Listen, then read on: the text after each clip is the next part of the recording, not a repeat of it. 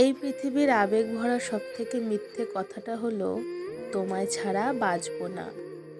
দেখবে এ কথাটা যে মানুষটা তোমায় বলেছিল সেই মানুষটাই নিজে ছেড়ে চলে গেছে সবার আগে।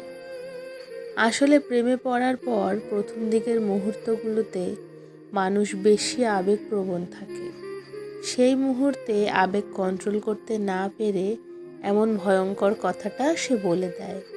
ছেড়ে চলে যাওয়ার পর আমরা ভাবতে থাকি, যে মানুষটা আমাকে ছেড়ে বাঁচবে না বলেছিল, তাহলে সে এখন কি করে বেঁচে আছে।